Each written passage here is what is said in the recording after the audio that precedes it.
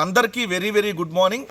ఆంధ్రప్రదేశ్ రాష్ట్రానికి శాశ్వత ఉగ్రవాద సంస్థలుగా తయారైనటువంటి ఆ రెండు చంద్రబాబు నాయుడు గారి విషపత్రికలపై మనం చేస్తున్నటువంటి ఏదైతే యుద్ధంలో భాగంగా ఈరోజు ఎపిసోడ్ నెంబర్ 420 అంటే మీ అందరికీ తెలుసు ఎవరో ఈ రాష్ట్రంలో. 420 కొడుకు 840 కూడా మీ అందరికీ తెలుసు. సో ఈరోజు బ్యానర్ ఐటము ఆ 420 ఆ 840ల ఏదైతే మాట్లాడినటువంటి మాటల గురించి బ్యానర్ ఐటమ్స్ ఉన్నాయి. అదేవిధంగా నిరంతరం జగన్మోహన్ రెడ్డి గారి మీద వైఎస్ఆర్ కాంగ్రెస్ పార్టీ మీద వాళ్ళు చిమ్మేటటువంటి విషయానికి సంబంధించి ఉన్నాయి. సో ఇవేంటనేది ఒక్కసారి ఈరోజు ఎపిసోడ్ నెంబర్ 420లో చూద్దాం. తెలుగుదేశం పార్టీకి సంబంధించినటువంటి మహానాడుని పేరు మార్చేశారు చంద్రబాబు నాయుడు గారు. ఏంటంటే జగన్మోహన్ రెడ్డి గారి మీద విషం కక్కేటటువంటి నాడులాగా దాన్ని తయారు చేశారు. మొన్న ఒక్కరోజు నిన్నైతే ఇంకెన్నిసార్లు మాట్లాడారో జగన్ గారి గురించి తెలియదు. మొన్న ఒకసారి 1160 సార్లు జగన్నామస్మరణ చేశారని చెప్పి మొత్తం దాన్ని చూస్తే అర్థమైంది. సో దానికి సంబంధించి మెయిన్ అంశాలు ఏంటో ఒకసారి చూద్దాం. పెన్నా బనకచెర్లతో గోదావరి కావేరి అనుసంధానం అని చెప్పి చంద్రబాబు నాయుడు గారు యథావిధిగా ఆయన ఏదైతే ప్రజలను మభ్యపెట్టి ఏదైతే చెప్తా ఉంటాడో దానిలో వార్తలో ఇది భాగం. ఈడ ఏదైతే పోలవరానికి అతి లేదు, ఇంకా ఈయన మళ్ళీ గోదావరి కావేరి అనుసంధానం పెన్నా బనకచెర్లని మాట్లాడుతున్నాడు. ఉన్నటువంటి రాయలసీమ ఎత్తిపోతల పథకాన్ని ఆపేపించినటువంటి దుర్మార్గమైనటువంటి వ్యక్తి చంద్రబాబు నాయుడు గారు. జగన్ గారు తీసుకొని వచ్చినటువంటి రాయలసీమ ఆ లిఫ్ట్ ఇరిగేషన్ ఆపేపించి సాక్షాత్తు స్వయంగా రేవంత్ రెడ్డి చెప్పాడు కదా అసెంబ్లీలో, మేము చంద్రబాబు నాయుడు గారితో మాట్లాడితే దాన్ని ఆపాడు. జగన్ గారు ఉన్నప్పుడు దాన్ని స్టార్ట్ చేసి దాని నిర్మాణాన్ని పూర్తి చేయబోతుంటే మేము ఆపేసామని చెప్పి స్వయంగా ఆయనే చెప్పినటువంటి మాట. సో ఇప్పుడు ఏం సమాధానం చెప్తారు చంద్రబాబు నాయుడు గారు? ఇంకొకటి ఇక్కడ మాట్లాడతాడు, రాజకీయ పార్టీలన్నిటికీ అనుబంధ విభాగాలు ఉంటాయి, కానీ గొడ్డలి పార్టీ అనుబంధ విభాగాలు ఏంటో తెలుసా? గంజాయి batch, blade batch, social media psycho batch, fake news ప్రచారానికి పేటీఎం బ్యాచ్, హత్యా రాజకీయాలకు కిరాయి హంతక బ్యాచ్, హిందూ ధర్మం దేవాలయాలపై దాడికి మరో బ్యాచ్, కల్తీ మద్యానికి మరొకటి, ఇలాంటివి 7 విభాగాలు ఉన్నాయంట. మా దగ్గర లేవు ఇట్లాంటి విభాగాలు, మీ దగ్గరే ఉన్నాయి. ఎందుకంటే చంద్రబాబు నాయుడు గారు గొడ్డలి పార్టీ దానికి పూర్తిగా ఎవరికి సార్థకమైద్ది అని అంటే నారా గొడ్డలి పోటు పార్టీకే సాధ్యమైద్ది. పిల్లనిచ్చినటువంటి మామ దగ్గర నుంచి అనేక మంది చనిపోవటానికి కారణమైనటువంటి దుర్మార్గమైనటువంటి వ్యక్తుల్లో మొట్టమొదటి మీరే కదా.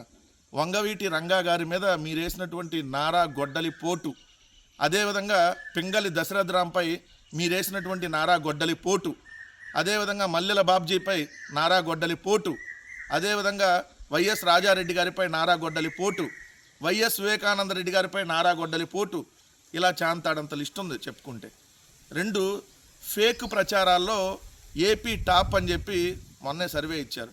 అది కూడా మీరు అధికారంలోకి వచ్చినాక. మీరు చేసినంత ఫేక్ ప్రచారం ఎవరి మీద చేశారా? మనిషి పుట్టిన ఎవ్వడూ కూడా తిరుమల లడ్డు మీద ఈ విధంగా మాట్లాడాల. జంతువుల కొవ్వు, పంది కొవ్వు, గొడ్డు కొవ్వు, బాత్రూంలో యాసిడ్ అని చెప్పి ఉన్మాదిగా మాట్లాడినటువంటి వ్యక్తులు మీరు. ఎవరిది ఈరోజు ఫేక్ బ్యాచ్, ఎవరిది ఫేక్ ప్రచారం? తిరుమల లడ్డును కూడా వదలలేదు కదా మీ రాజకీయం కోసం. అంతమైనటువంటి నీచమైనటువంటి వ్యక్తి కదా చంద్రబాబు నాయుడు గారు. మీరు ఈరోజు మాట్లాడితే ఎట్లా? బ్లేడ్ బ్యాచ్, గంజాయి బ్యాచ్ అంటున్నారు కదా. సాక్షాత్తు మీ ఎంపీఏ డ్రగ్స్ తీసుకుంటా పట్టుబడ్డాడు. ఎంపీ ఎవరిది ఈరోజు డ్రగ్గిస్ట్ పార్టీ? ఎవరిది గంజాయి బ్యాచ్? విజయవాడలో మీ ఇంటికి కొత్తవేట దూరంలో గంజాయి బ్యాచ్ స్వైర విహారం చేసింది, పెద్ద ర్యాలీ చేసి. ఇంకా ఈరోజు నువ్వు మాట్లాడుతున్నావు సిగ్గు లేకుండా గంజాయి బ్యాచ్లు అన్నీ. నోరు తెరిస్తే ఏదైనా ఒక్కటన్నా నిజముందా నువ్వు మాట్లాడేట్లు? ప్రతిరోజు అబద్ధాలే కదా. ఇక్కడ చూడండి, వైకాపా నైజమే అంతా వాళ్ళు కరుడు కట్టిన నేరస్తులు అంట. మేము నేరస్తులం అయితే నువ్వు అసలు ఉండేవాడివా? నీ తెలుగుదేశం పార్టీ ఉండేదా చెప్పు? ఈ విధంగా నోటికి ఎంత వస్తే అంత గాలి వాగుడు వాగుతా ఉన్నావే. మేము నేరస్తులం అయితే నోరు తెరిచి మాట్లాడగలిగేవాడు చంద్రబాబు నాయుడు గారు. 2 అధికారంలో ఉన్న 5 ఏళ్ళు అంట ఒక్క ఉద్యోగం కూడా వైఎస్ఆర్ కాంగ్రెస్ పార్టీ ఇవ్వలేదంట. ఇంతకంటే పచ్చి అబద్ధం ఇంకేమన్నా ఉంటుంది చంద్రబాబు నాయుడు గారు? కూటమి ప్రభుత్వం వచ్చినాకంట 16,000 ఉద్యోగాలు ఇచ్చాడంట. ఏదైతే జగన్ గారు ఉన్నప్పుడు ఒక్క ఉద్యోగం కూడా ఇవ్వలేదంట 5 ఏళ్ళలో, ఒక్క ఉద్యోగం కూడా. సిగ్గుందా కనీసం కొన్ని నోరు తెరిస్తే ఒక్కరోజన్నా నిజం చెప్తావా? మేము ఇచ్చిన ఉద్యోగాల లిస్టు చెప్తా, తీసుకెళ్ళి ఎక్కడ పెట్టుకుంటారు మీరు అన్న మాటలు తీసుకెళ్ళి ఎక్కడ దాచిపెట్టుకోండి. సిగ్గన్న కొద్దిగన్నా ఉండాలి. జగన్మోహన్ రెడ్డి గారు అధికారంలోకి వచ్చిన తర్వాత మొత్తంగా 6,03,756 ప్రభుత్వానికి సంబంధించినటువంటి ఉద్యోగాలలో నియమించారు. అది రెగ్యులర్ ఉద్యోగాలు కావచ్చు, కాంట్రాక్ట్ ఉద్యోగాలు కావచ్చు, అవుట్సోర్సింగ్ ఉద్యోగాలు కావచ్చు.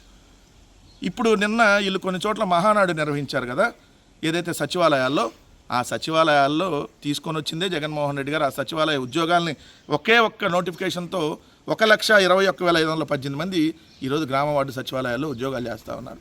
జగన్ గారు తీసుకొని వచ్చినటువంటిది.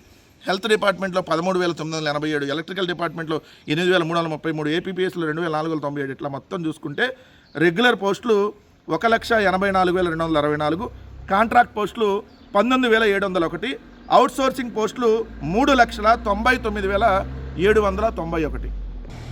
ఇలా మొత్తం చూసుకుంటే 6,03,756 మందికి ప్రభుత్వం తరపున జగన్మోహన్ రెడ్డి గారు 5 సంవత్సరాల్లో ఉద్యోగాల్లో నియమించారు. 2 మీరు చెబుతున్నటువంటి డిఎస్సికి సంబంధించి 1998 డిఎస్సిలోని 4,059 మందికి ఉద్యోగాలు ఇచ్చింది జగన్మోహన్ రెడ్డి గారు. 2008 డిఎస్సికి సంబంధించిన 2,193 మందికి, 2018 డిఎస్సికి సంబంధించి 6,954 మందికి, 2019లో స్పెషల్ డిఎస్సికి సంబంధించిన 602 పోస్టులని, కేజీబీవీ రెగ్యులర్ పోస్టులను 1,200, 2024లో ఆయన దిగిపోయే ముందు కూడా 6,100 ఉద్యోగాలకు సంబంధించినటువంటి నోటిఫికేషన్ ఇచ్చి వెళ్ళారు. సో దాన్ని మీరు దీంట్లో కలిపేసి ఏదైతే మీరు ఇచ్చినట్టుగా దాన్ని క్రెడిట్లోకి వేసుకుంటున్నారు. మొత్తంగా చూస్తే జగన్ గారు ఉన్నప్పుడు 21,108 డిఎస్సి పోస్టుల్ని జగన్ గారు భర్తీ చేశారు. ఇది కదా మీరు చేసిందంత. ఒక్క ఉద్యోగం కూడా ఇవ్వలేదని చెప్పి సిగ్గు లేకుండా ఎట్ట మాట్లాడతావో నాకు అర్థం కాదు. మునిశాపం ఉంది కదా నీకు, నోరు తెరిచి నిజం చెబితే తలకాయ 1000 ముక్కలు ఇద్దని చెప్పి ఏదో శాపం ఉందని చెప్పి అప్పుడు అనేవాళ్ళు. సో అందుకనే నేను ఒక్కరోజు కూడా నువ్వు నిజం చెప్పేటటువంటి పాపానుభవం. నువ్వు అట్లానే ఉన్నావు, నీకు సంబంధించినటువంటి నీ పార్టీలో నాయకులు కూడా అలానే ఉన్నారు. ఈ అచ్చెన్నాయుడు నోరు తెరిస్తే దెంభాష, సంభాష, తాత వేట కొడవలతో తండ్రి కత్తులతో రాజకీయం అంట. తండ్రి కత్తులతో రాజకీయం చేస్తే మీరు ఉండేవాళ్ళ? తాత వేట కొడవలతో రాజకీయం చేస్తే మీరు అందరూ అసలు మీ పార్టీ వచ్చేదా? జగన్ గొడ్డలతో అంటే దాన్ని కొనసాగిస్తున్నానంట. ఇదే చెప్పాను కదా, మావిగన్ అనేటటువంటి జగన్మోహన్ రెడ్డి గారు మావిగన్ అనే ప్రతిపాదన రాగానే వీళ్ళు గొడ్డలి అని చెప్పి స్టార్ట్ చేశారు. ఎందుకంటే అమరావతి అనేది ఇలా అవినీతి సామ్రాజ్యానికి నిజంగా అడ్డుకట్ట వేసేది మావిగన్ అనేటటువంటి ఇది కాబట్టి అందుకనే వీళ్ళకి అది గొడ్డల్లాగా కనపడుతుంది. 2 ఇక్కడ జంజీతో ప్రత్యేక భేటీలో మంత్రి లోకేష్ అంట. జంజీ అంటే తెలుసు కదా, ఏమన్నా ఒక చాలా మంది ఉన్నారు అనుకున్నాం, నలుగురిని కూర్చోబెట్టుకొని జంజీతో ముచ్చటిస్తున్నా అని చెప్పి నారా లోకేష్ ఫోటో. డిఎస్సిపై బురద జల్లి బెంగళూరు పారిపోయారంట. ఎక్కడికి పారిపోవాలో? సిబిఐ ఎంక్వైరీ చేద్దామా? డిఎస్సిలో అక్రమాలు జరిగాయని మేము చెబుతున్నాం. జరగలేదంటే సిబిఐ ఎంక్వైరీ ఎందుకై పెట్టలేదు నారా లోకేష్? దమ్ముంటే, నీకు నిజంగా పౌరుషం ఉంటే, రోషం ఉంటే డిఎస్సి మేము అక్రమాలు జరిగినాయి అని చెప్పి మేము సవాలు విసురుతా ఉన్నాం, విత్ ఆధారాలు చూపిస్తూ ఉన్నాం. సిబిఐ ఎంక్వైరీకి ఎందుకు మీరు వెనకాడుతున్నారని చెప్పి క్లియర్గా అడుగుతా ఉన్నాం. 2వది ఇంకొక తీర్మానం చేశారు. ఏంటంటే తెలుగుదేశం, జనసేన, బీజేపీ మాత్రం కలిసే ఉండాలంట. కలిసే ఉంటాం మేము, లేదంటే మాకు భయం వణుకొస్తుందని చెప్పి తీర్మానం చేసి వెళ్ళిపోయారు. ఆఖరి తీర్మానం అదే. నిన్న ఏది మహానాడులో విడిగా ఉంటే సింగిల్గా కూడా ఎమ్మెల్యే కాలేడు నారా లోకేష్, అందుకని కలిసే ఉండాలి, అందుకని మాత్రం తీర్మానం చేశారు. ఇంకోటి ఇక్కడ పెమ్మసాని చంద్రశేఖర్, రాష్ట్ర ప్రజల కళల రాజధాని అమరావతి నిర్మాణం కోసం కేంద్ర బడ్జెట్లో 15,000 కోట్లు కేటాయించగా ఇప్పటికే 700 కోట్లు నిధులు విడుదలయ్యాయంట. ₹1 కేంద్ర ప్రభుత్వం ఈ 2 సంవత్సరాల్లో అమరావతి కేటాయించింది చూపించండి. ఇది 15,000 కోట్ల అప్పు ప్రపంచ బ్యాంక్ నుంచి అప్పు ఇప్పిస్తుంది కేంద్ర ప్రభుత్వం, కానీ డబ్బులు ఇచ్చేశారని చెప్పి మళ్ళీ అబద్ధాలు, దుష్ప్రచారం. ఇంకొకటి చూస్తే యథావిధిగా ఒకటి కామన్గా ప్రతి మహానాడులో ఉంటుంది కదా, చెల్లికి జరగాలి మళ్ళీ పెళ్లిలాగా భారతరత్న అవార్డు ఎన్టీఆర్ గారికి ఇవ్వాలంటూ మళ్ళీ తీర్మానం మాత్రం ఉత్తుత్తి తీర్మానాలు మళ్ళీ నేను చంద్రబాబు నాయుడు చేశాడు. ఇదొకటైతే కామన్. సో జగన్మోహన్ రెడ్డి గారి మీద నిరంతరం విషం కక్కడానికి ఏదైతే మహానాడు అనే కార్యక్రమం నిర్వహించారు. ఏదైనా ఈ 2 సంవత్సరాల్లో జగన్ నామస్మరణ లేకుండా తెలుగుదేశం పార్టీ వాళ్ళు మాట్లాడిన ఒక్కరోజు మాట్లాడలేదని చూపించండి. ప్రతిరోజు జగన్ గారిని తిట్టడమే, ఇది తప్ప ఏం లేదు. అదేదో సినిమాలో ఉంటుంది, సై సినిమాలో నిద్ర లేదు, సుఖం లేదు అన్నట్టుగా వీళ్ళకి 2 సంవత్సరాలుగా సుఖం లేదు, నిద్ర లేదు. ఎందుకంటే ఈవీఎం ద్వారా గెలిచి వచ్చారు కదా, మామూలు గెలిచిన బ్యాచ్ కాదు కదా. జగన్ గారికి రోజుకి ఇమేజ్ పెరుగుతూ ఉంది కదా, అందుకని చెప్పి జగన్ గారి మీద దుష్ప్రచారం చేయటమే ఏకైక లక్ష్యంగా పెట్టుకున్నారు. దయచేసి ప్రజలను కూడా గమనించమని చెప్తా ఉన్నాం. మరొక అక్రమ అరెస్టుకు ఈ కూటమి ప్రభుత్వం సిద్ధమైంది. ఎందుకంటే వీళ్ళు అధికారంలోకి వచ్చిన 2 సంవత్సరాల్లో అనేక మంది మీద, దాదాపుగా 1000 మంది మీద, వైఎస్ఆర్ కాంగ్రెస్ పార్టీ సంబంధించినటువంటి 1000 మంది మీద కేసులు పెట్టారు. సో అనేక మందిని వందలాది అరెస్టులు చేశారు. దానిలో భాగంగా ఇప్పుడు డైవర్షన్ పాలిటిక్స్. ఎందుకంటే ఈ ప్రభుత్వం వచ్చి 2 ఏళ్ళు పూర్తవుతుంది. ఈ 2 ఏళ్లలో ఒక్కటంటే ఒక మంచి కార్యక్రమం ఈ ప్రభుత్వం చేసింది లేదు కాబట్టి ప్రజలు ఆల్రెడీ పెద్ద ఎత్తున తిరగబడతా ఉన్నారు కాబట్టి దానికి ఆంధ్రప్రదేశ్ రాష్ట్రంలో ఉన్నటువంటి ప్రతిపక్ష పార్టీగా వైఎస్ఆర్ కాంగ్రెస్ పార్టీ ఈ చంద్రబాబు నాయుడు గారి 2 ఏళ్ల కూటమి అవినీతి అరాచక రాక్షస పాలనకు వ్యతిరేకంగా ఏదైతే ప్రజా ఉద్యమాన్ని రేపు జూన్ 4 నుంచి 12 దాకా వెన్నుపోటుకు 2 ఏళ్ళు అనేటటువంటి పేరుతో ప్రజా ఉద్యమం చేయబోతుంది కాబట్టి దాన్ని డైవర్ట్ చేయడానికి ఇప్పుడు జగన్మోహన్ రెడ్డి గారి పిఏ కేఎన్ఆర్ గారికి సిట్టు నోటీసులు ఇచ్చి అదేవిధంగా వాళ్ళ పత్రికల్లో తప్పుడు రాతలు రాయిస్తూ ఏ విధంగా రాస్తా ఉన్నారో మనం చూసాం. ఈ 2 రోజులుగా సిట్ విచారణకు ఆల్రెడీ ఇప్పటికే 2 సార్లు ఆల్రెడీ అటెండ్ అయ్యి ఉన్నారు. మళ్ళీ సోమవారం 3వసారి రమ్మని ఇచ్చారని చెప్పి రాస్తూ జగన్ పిఏ కేఎన్ఆర్కు బినామీలు ఉన్నారంటూ మా వైఎస్ఆర్ కాంగ్రెస్ పార్టీ అధికార ప్రతినిధిగా ఉన్నటువంటి పుత్తా శివశంకర్ రెడ్డి గారి పేరు రాసి మరొకసారి తప్పుడు ప్రచారం చేస్తూ ఉన్నారు. ఏదైతే వీళ్ళు అరెస్ట్ చేయడానికి ఆల్రెడీ డిసైడ్ అయినట్టుగా దీంట్లో కనపడతా ఉంది. అందుకనే దీన్ని ఒక సీరియల్ కథలాగా రాస్తూ ఉన్నారు. ఇక్కడ రెడ్ బుక్ అనేటటువంటి కక్ష సాధింపులో భాగంగా ఒక తప్పుడు కేసు ఆల్రెడీ పెట్టడం జరిగింది. అదే ఏదైతే మద్యంలో కుంభకోణం జరిగిపోయిందంటూ ఒక తప్పుడు కేసు. ఆ తప్పుడు కేసులో అనేక మందిని అరెస్ట్ చేశారు. కానీ అందరికీ దాంట్లో బెయిల్ వచ్చింది. ఏవన్గా ఉన్నటువంటి రాజకేశ్వర రెడ్డితో సహా అందరికీ బెయిల్ వచ్చింది. దాంట్లో మిథునన్నకు కావచ్చు, లేదంటే చెవిరెడ్డి భాస్కర్ రెడ్డి గారు కావచ్చు, గోవిందప్ప బాలాజీ గారు, లేదంటే ధనంజయ రెడ్డి గారు, లేదంటే మీరు అన్నట్టుగా ఓఎస్డి కృష్ణమోహన్ రెడ్డి గారు అందరికీ ఆ దాంట్లో బెయిల్ వచ్చింది. సో ఇప్పుడు దాంట్లో పార్ట్ 2లో ఇప్పుడు ఇంకో కక్ష సాధింపుగా మళ్ళీ దాన్ని ఇప్పుడు సాగదీసేటటువంటి కార్యక్రమం. అసలు మద్యం దోపిడీ అనేది జరిగింది చంద్రబాబు నాయుడు గారి ప్రభుత్వంలో, అయితే జగన్ గారి ప్రభుత్వంలో జరిగిందని చెప్పి తప్పుడు కేసులు పెట్టారు. ఇంతకంటే దుర్మార్గం ఇంకోటి ఉంటుందా? జగన్ గారి చుట్టుపక్కల ఉన్న వాళ్ళందరినీ అరెస్టులు చేయాలి, సో భయభ్రాంతులకు గురి చేయాలి. దానిలో భాగంగా సిపిఆర్ఓగా పనిచేసినటువంటి పూడి శ్రీహరి గారిని మొన్న అరెస్ట్ చేయడం జరిగింది. ఆల్రెడీ న్యాయస్థానం ఏదైతే బెయిల్ కూడా ఇవ్వటం జరిగింది. ఇప్పుడు జగన్మోహన్ రెడ్డి గారికి ఒక పొలిటికల్ పిఏగా వ్యవహరిస్తున్నటువంటి జగన్మోహన్ రెడ్డి గారికి 4-5 పిఏలు ఉన్నారు. దాంట్లో పొలిటికల్ అపాయింట్మెంట్ చూసేటటువంటి కేఎన్ఆర్ గారిపై దుష్ప్రచారం చేస్తూ ఆయన ఏదో ఆస్తులు ఏదో కూడగట్టాడని చెప్పి రాశారు. వీళ్ళే ఏం చెబుతారు, నిన్నటిదాకేమో వాళ్ళ భార్య పేరుతో అకౌంట్లో డబ్బులు పడ్డాయి, 2019-24 మధ్య ఒక 20 కోట్లు డబ్బులు ట్రాన్సాక్షన్ అయ్యాయని రాశారు. ఇప్పుడేంది, వాళ్ళ భార్య పేరుతో ఉంటే తెలిసి వచ్చింది, వాళ్ళ ఇంట్లో పేరాలతో తెలిసి వచ్చిందని చెప్పి బినామీలు పెట్టాడని మళ్ళీ ఇంకో దుష్ప్రచారం చేశారు. కేఎన్ఆర్ గారు చాలా సీనియర్ జర్నలిస్టు. ఆయన 2003లోనే వార్త అనేటువంటి దినపత్రికకి ఇది ఎడిషన్ ఇన్ఛార్జిగా పనిచేశారు. వార్త దాంట్లో ఏదైతే ఒక జిల్లాకి జిల్లా ఎడిషన్కి సంబంధించిన ఇన్ఛార్జిగా పనిచేశారు. ఆ సమయంలోనే చిన్న చిన్న వ్యాపారాలు చేసుకుంటా ఆయన వాళ్ళ 2 పిల్లల్ని చదివించుకుంటా ఏదైతే దాని తర్వాత సాక్షి పత్రికలో జాయిన్ అవటం, సాక్షి పత్రికలో జాయిన్ అయిన తర్వాత జగన్మోహన్ రెడ్డి గారికి పొలిటికల్ అపాయింట్మెంట్ చూసేటటువంటి పిఏగా ఆయన ఉంటూ తన చిన్న చిన్న వ్యాపారాలు ఆయన చేసుకుంటా ఉన్నాడు. సో చేసుకుంటే ఇప్పుడేదో డబ్బులు సంపాదించేశాడు వచ్చింది అని చెప్పి ఒక తప్పుడు ప్రచారం. ఇంకా అకౌంట్లో ఎవరైనా డబ్బులు వేరే బిజినెస్లో వచ్చినా కూడా దీనికే వచ్చింది అని చెప్పి లింక్ పెట్టి మాట్లాడటం ఈ 2 పత్రికలకి అలవాటే. ఇది సిట్ చంద్రబాబు నాయుడు గారు వేసినటువంటి CIT SIT, Chandrababu Naidu investigation team. దాంట్లో చంద్రబాబు నాయుడు గారి మనుషులను కొంతమంది పెట్టుకొని ఇదే విధంగా వేధింపులకి గురి చేసేటటువంటి కార్యక్రమం, అక్రమంగా కేసులు పెట్టి అరెస్ట్ చేసే కార్యక్రమం. ఎంత దారుణం అంటే, ఇప్పుడు కేఎన్ఆర్ గారికి నోటీసులు ఇవ్వాలనుకుంటే కేఎన్ఆర్ గారికి నోటీసులు ఇవ్వచ్చు, కానీ వాళ్ళ ఇంటికి వచ్చి సోదాలు చేసేసి వాళ్ళ ఇంట్లో వాళ్ళ పెద్ద కుమార్తె ఆల్రెడీ ఫారెన్లో చదువుతూ ఉంది, ఆమె విజయవాడ వచ్చున్నారు. నిన్న విజయవాడ వచ్చిండుంటే ఆమె మొబైల్ ఫోన్ను ఆమెకు సంబంధించినటువంటి పాస్పోర్టు తీసుకున్నారు. ఎంత దుర్మార్గం అది! మీరు కేఎన్ఆర్ గారికి సంబంధించినటువంటి తీసుకుంటే అది ఒక అర్థం. కేఎన్ఆర్ గారి పిల్లలకి సంబంధించి కేఎన్ఆర్ గారి పెద్ద కుమార్తెకి సంబంధించినటువంటి మొబైల్ ఫోన్ని, అదేవిధంగా దానికి పాస్పోర్ట్ని సిట్ అధికారులు తీసుకుంటే నిన్న దేవినేని అవినాష్ గారు అలానే మా లీగల్ టీం అంతా వెళ్ళి గట్టిగా సిట్ అధికారులని ఏమి మీరు అలా తీసుకుంటారు, ఏ రైట్తో తీసుకున్నారు, మీ దగ్గర తీసుకోవడానికి ఉన్నటువంటి వారంటీ ఏంటి, అది ఇది అని చెప్పి గట్టిగా నిలదీస్తే అప్పుడు మళ్ళీ వెనక్కి ఇచ్చినటువంటి పరిస్థితి.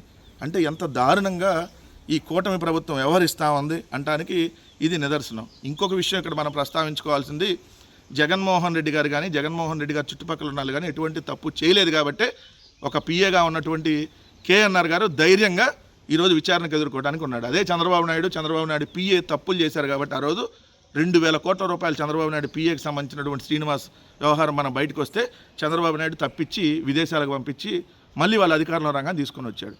అంటే ఎలా ఉంటుందో చూడండి, చంద్రబాబు నాయుడు గారికి జగన్మోహన్ రెడ్డి గారికి డిఫరెన్స్. మేము ఎక్కడ తప్పు చేయలేదు కాబట్టి విచారణ ధైర్యంగా ఎదుర్కొంటా ఉన్నాం. అదే చంద్రబాబు నాయుడు వాళ్ళ పిఎల్ వాళ్ళు తప్పు చేశారు కాబట్టి విదేశాలకు పారిపోయారు. వాళ్ళ కొడుకు లోకేష్ ఢిల్లీ పోయి అమిత్ షా గారి కాళ్ళు పట్టుకొని తర్వాత చంద్రబాబు నాయుడు గారికి బెయిల్ తెచ్చుకున్నారనేది అందరికీ తెలిసినటువంటి విషయమే. మీరు ఎన్ని రకాల కేసులు వైఎస్ఆర్ కాంగ్రెస్ పార్టీ మీద పెట్టినా ఏమీ కాదు. ఇప్పటికే 2 సంవత్సరాలు పూర్తయింది. మహా అంటే మీ ప్రభుత్వం ఇంకో 2 ఏళ్ళు. దాని తర్వాత ఏం జరిగిద్ది అనేది ఖచ్చితంగా ఏదైతే తగినటువంటిది మా మీద పెట్టినటువంటి తప్పుడు కేసులు ప్రతిదానికి సరైనటువంటి సమాధానం మాత్రం మీకు చెప్పి తీరుతామన్న విషయం గుర్తుపెట్టుకోమని మాత్రం హెచ్చరిస్తా ఉన్నాం. రాయదుర్గంలో ఎకరా 237 కోట్లు. ఎక్కడ అంటే మన పక్క రాష్ట్రమైనటువంటి తెలంగాణ రాజధాని హైదరాబాదులో 1 ఎకరం 237 కోట్లకి ఆక్షన్లో కొన్నారు. నిజంగా షాకింగ్ కదా. మొన్నటికి మొన్న 100 కోట్లు అంటేనే మనం చాలా గ్రేట్గా ఫీల్ అయ్యాం. చూడండి, ఇక్కడ 4 ఏళ్ల కిందట హైదరాబాద్లో ఎకరం భూమి 100 కోట్లు ఉంటే 4 ఏళ్ల తర్వాత ఈరోజు 237 కోట్లు అయింది. అదే భూమి గత ఏడాది 177 కోట్లకు రికార్డులను బద్దలు కొడితే ఇప్పుడు ఎకరం భూమి 237 కోట్లకు పలికి పాత రికార్డులన్నీ తిరగరాసింది. అలానే రావిరియాల్లో చదరపు గజం 83,500. ఎందుకు ఇది మనం ఇక్కడ ప్రస్తావిస్తూ ఉన్నామంటే, ఆంధ్రప్రదేశ్ రాష్ట్రంలో ఏదైతే రాజధానిగా ఆర్థిక రాజధానిగా విరాజిల్లుతున్నటువంటి విశాఖపట్నం నగరం, ఇక్కడ మనం హైదరాబాద్తో కంపేర్ చేసుకునేటటువంటి నగరం ఆంధ్రప్రదేశ్లో ఏదైనా ఉంది అని అంటే అది విశాఖపట్నం నగరం. హైదరాబాదుకు లేని అడ్వాంటేజ్లు ఉన్నటువంటి నగరం ఏమైనా ఉందంటే అది విశాఖపట్నం నగరం. ఎందుకు? రోడ్డు మార్గం, రైల్వే మార్గం, ఏదైతే వాయు మార్గం, ఈ 3 హైదరాబాద్కు ఉన్నాయి. ఈ 3టితో పాటు అదనంగా జల మార్గం, ఇది ఎడిషనల్ అడ్వాంటేజ్ విశాఖపట్నానికి, అంటే సముద్ర తీరం. సో ఇక్కడ ఎకరం భూమి 100 కోట్ల పైన ఉంటాయి. ఆక్షన్లో మనం ఇస్తే 100 కోట్లకు పైగా కొంటారు. కానీ చంద్రబాబు నాయుడు గారి ప్రభుత్వం తెలుగుదేశం పార్టీ బినామీగాళ్ళకి, లుల్లుగాళ్ళకి, ఉర్ఫాగాళ్ళకి, ఉల్సాగాళ్ళకి, రియల్ ఎస్టేట్ సంస్థలైనటువంటి రహేజాను, సత్వ ఇలాంటి వాళ్ళకి ఎకరం 99 పైసలు కాదు, మొత్తంగా అది 20 ఎకరాలైనా 99 పైసలే, 27 ఎకరాలు తీసుకున్నా 99 పైసలే, సో 30 ఎకరాలు తీసుకున్నా 99 పైసలే. అంటే వాళ్ళు ఎంత అడిగితే అంత భూమి మొత్తాన్ని 99 పైసలకు ఇచ్చారు. దానికి సంబంధించి మొన్న హైకోర్టే విస్తుపోయింది హైకోర్టే. 99 పైసలకే 27.10 ఎకరాల రహేజా కార్పుకు భూ కేటాయింపులపై హైకోర్టు విస్మయం. ఒక రియల్ ఎస్టేట్ కంపెనీకి ఇంత తక్కువ ధరకు భూములు ఇచ్చేస్తారా అని చెప్పి డైరెక్ట్గా, అంటే 27 ఎకరాలేమో ఇక్కడ 99 పైసలు ఆంధ్రప్రదేశ్లో విశాఖపట్నంలో చంద్రబాబు నాయుడు భూదోపిడీలో భాగంగా కట్టబెట్టేది. హైదరాబాద్లో ఎకరం 237 కోట్లు. హైదరాబాద్లో ఎకరం 237 కోట్లు అయితే ఆంధ్రప్రదేశ్లో ఎకరం 3 పైసలు, 4 పైసలు, 5 పైసలు, 99 పైసలు. ఇది ఎంత దారుణమో చూడండి. అదే మనం ఇక్కడ వేస్తే అదే 27 ఎకరాలకి ఎకరం 100 కోట్లు వేసుకున్నా 2,700 కోట్లు వస్తుంది ప్రభుత్వానికి ఆదాయం. రహేజా రియల్ ఎస్టేట్కి ఇచ్చినటువంటి భూమిని ఆక్షన్లో కానీ మనం ఇస్తే ఎకరం 100 కోట్లు పలికిద్ది. అంటే 27 ఎకరాలకి 2,700 కోట్లు వస్తుంది. కానీ ఇప్పుడు ఎంతకి ఇచ్చాం మనం? 27 ఎకరాలు 99 పైసలకి ఇచ్చాం. దయచేసి ఆంధ్రప్రదేశ్ రాష్ట్రంలో మేధావులు, ఏదైతే చదువుకున్న వాళ్ళు, ఏది రాజకీయాలకు అతీతంగా ఎంత దుర్మార్గమైనటువంటి దోపిడీ చంద్రబాబు నాయుడు గారు చేస్తూ ఉన్నారో వాళ్ళకి అప్పచెప్పాలి. ఆ భూముల్ని వాళ్ళ దగ్గర నుంచి మళ్ళీ ఎకరానికి 50 కోట్లు ఎంతో వెనక్కి తీసుకుంటాడు ఈయన. సో వాళ్ళకు ఒక 50 కోట్లు మిగిలితే ఈయనకు ఒక 50 కోట్లు ఇక్కడ వస్తాయి. సో ఎంత దారుణమైనటువంటి భూదోపిడియో, వేల కోట్ల రూపాయల స్కామ్ ఇది. 99 పైసలకు భూములు భూములు ఇవ్వటం అనేది వేల కోట్ల రూపాయల స్కాము. అబ్బా కొడుకులు ఇద్దరు కలిసి కూర్చొని పనినటువంటి పెద్ద స్కాము. ఖచ్చితంగా వీటన్నిటి మీద రేపొద్దున మేము అధికారంలోకి వచ్చిన తర్వాత మళ్ళీ ఆ భూములన్నీ వెనక్కి తీసుకుంటాం. ఖచ్చితంగా ఈ స్కామ్ని అడ్డుకుంటాం. ఇది మాత్రం క్లియర్గా చెప్పదలుచుకున్నాం. హైదరాబాద్లో ఎకరా 237 కోట్లు, ఆంధ్రాలో ఎకరా విశాఖపట్నంలో 3 పైసలు, 4 పైసలు, 5 పైసలు, 99 పైసలు. ఇది అసలు నిజం.